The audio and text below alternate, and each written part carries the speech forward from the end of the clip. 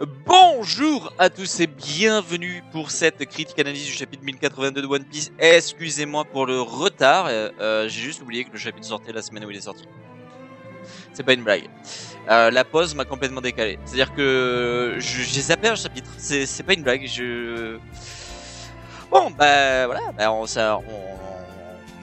voilà, on fait comme on peut et puis on le fait maintenant, donc vous aurez la critique analyse du chapitre 1082 aujourd'hui et la 1083 sûrement demain ou après-demain, ça dépendra de quand je lis le chapitre 1083.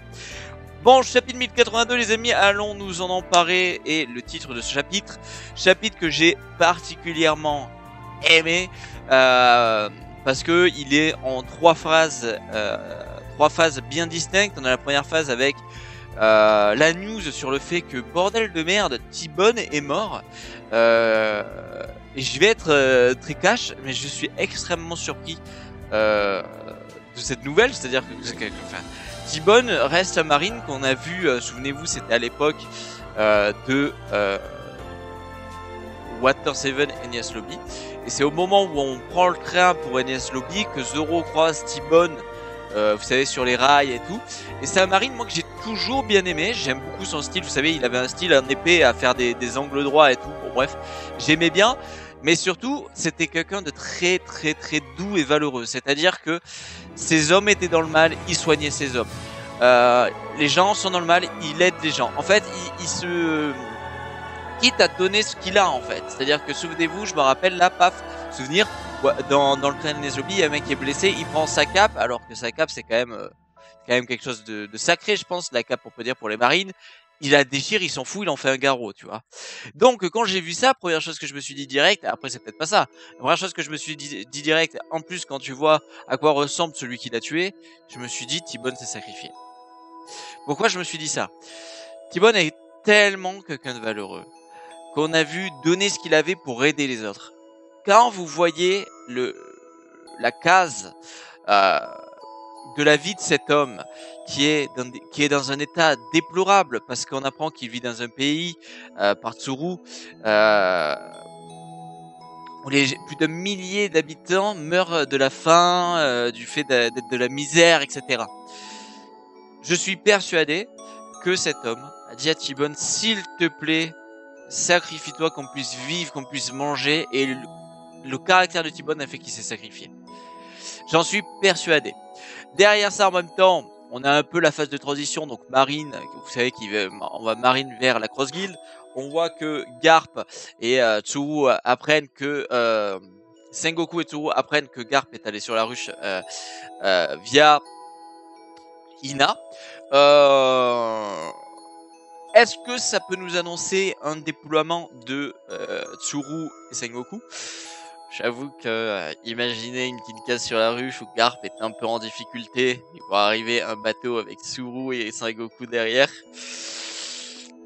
Moi ça me plaît bien, qu'est-ce que vous en pensez? Mais moi ça me plaît bien. Donc j'ai beaucoup aimé ce passage,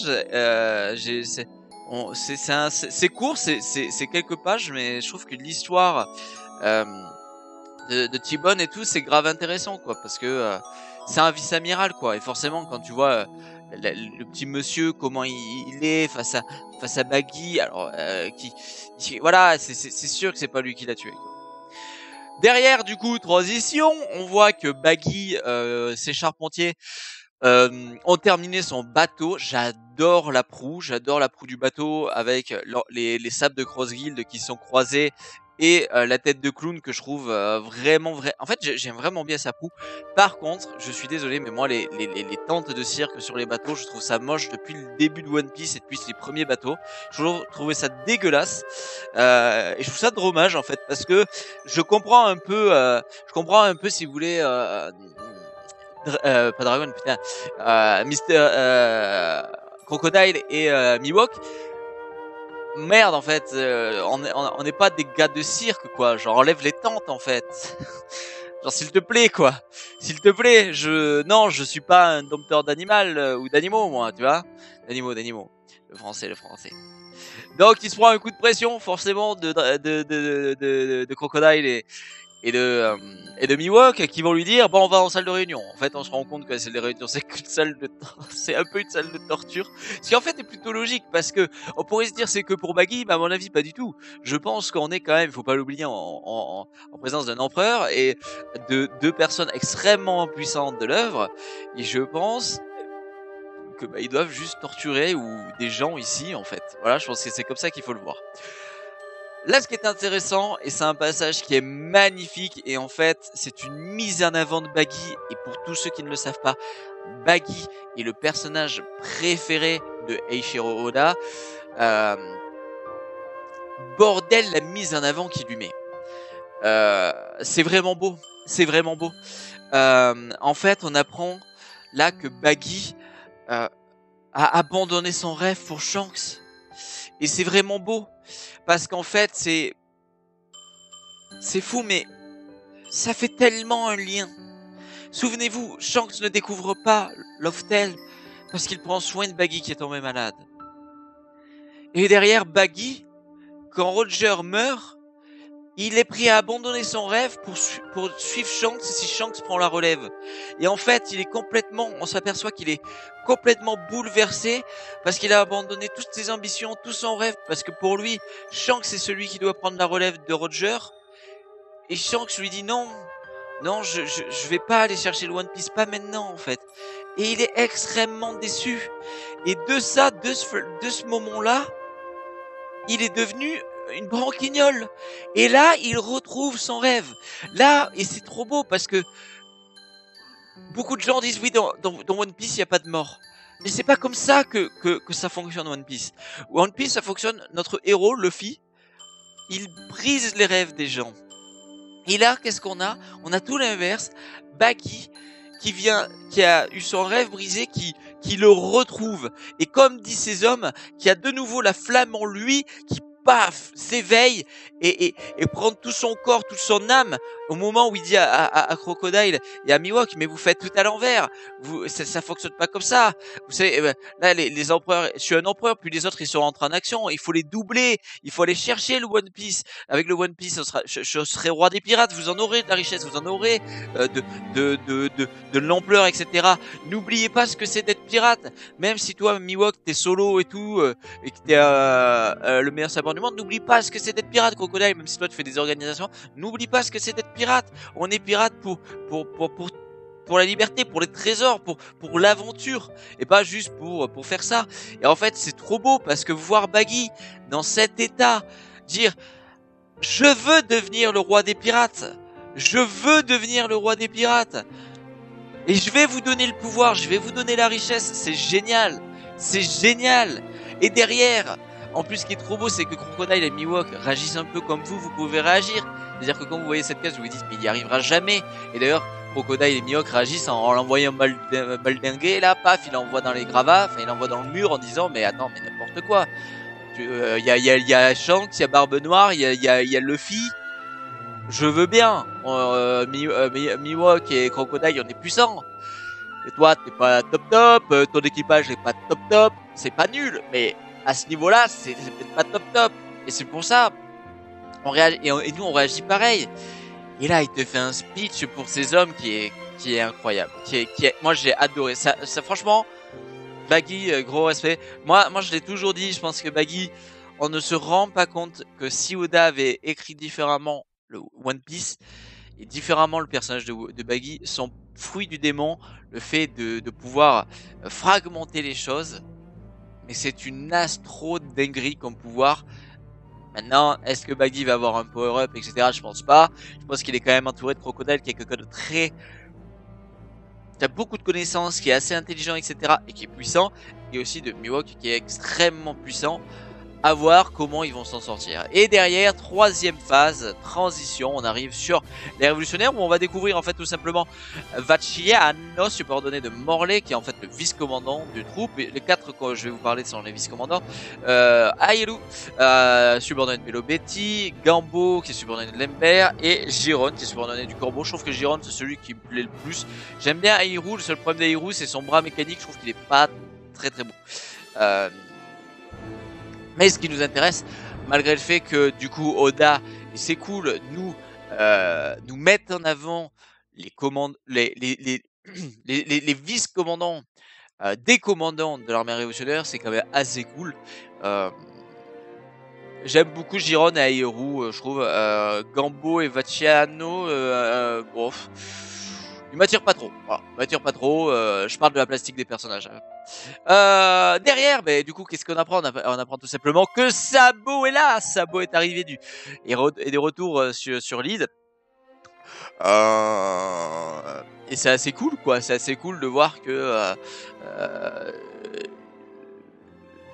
Koala. Alors déjà, je vais faire un parallèle direct. Alors vous êtes d'accord ou pas avec moi, mais Koala Sabo, pour moi, les gars, Oda, je veux bien que tu veuilles pas te mettre de romance, mais t'en as caché. T'en as caché tel un petit filou. Pour moi, le Finami, avec les films, alors oui, les films avec Oshupex, c'est pas forcément un canon. D'accord, mais il y a quand même un scénario qui a été écrit, il y a quand même un truc. C'est quand même étonnant que à chaque fois que Nami est mal, il y a un rapprochement avec Luffy. Que quand Luffy est mal, c'est Nami qui est tout le temps la scène proche avec lui. Hein? Vous voyez ce que je veux dire? Bon, au bout d'un moment, complotiste, quoi, tu vois, le mec. Non, mais je pense qu'il y a des relations cachées. Je pense voilà, Oda n'écrit pas des romances. One Piece, c'est pas fait pour qu'il y ait des romances.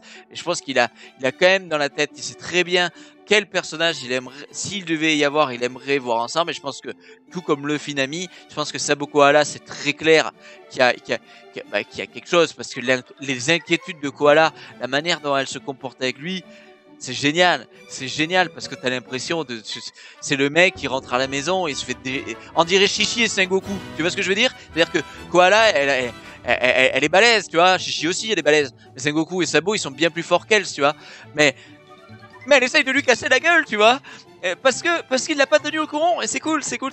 Alors on voit du coup, on voit aussi Morley qui est tout ému et qui dit ah Sabo t'as pu rentrer, donc assez cool. On voit aussi que les derniers rescapés malheureusement de cette île détruite qui est l'île du royaume de Rurusia vont rejoindre l'armée révolutionnaire, c'est assez cool.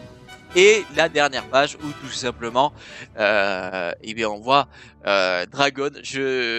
Ah les fils, putain, de voir Dragon, ça me fait trop kiffer de voir Dragon, les gars. J'ai l'impression que ça fait tellement de temps que donne-moi des trucs, même si c'est pas grand chose, Oda va nous donner des trucs sur lui. Ah bordel de merde, je suis trop heureux quoi. Je sais pas comment expliquer, c'est le père du héros. La première fois que je l'ai vu, il m'a fait frissonner à sauver le Smoker, genre il est enfin quoi, j'ai trop hâte. Et surtout Sabo qui va nous raconter le passé de ce qui s'est passé sur Marie-Joise. Et ça c'est grave cool parce que possiblement dans les prochains chapitres, peut-être pas le prochain ou peut-être le prochain de 1083, j'en sais rien, mais il va nous donner des infos. Et ça c'est cool parce qu'il faut pas oublier que Cobra est mort. Faut pas oublier que lui il a libéré Kuma, mais Kuma s'est rebarré d'ailleurs.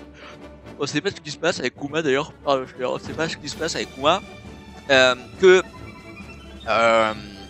il y a une confrontation avec les amiraux et tout, sûrement. Donc bon bref, voilà, ça a été le bordel, tu vois. Ça a été le bordel. Et là, Dragon et Ivankov vont apprendre ça, quoi. Et c'est trop cool.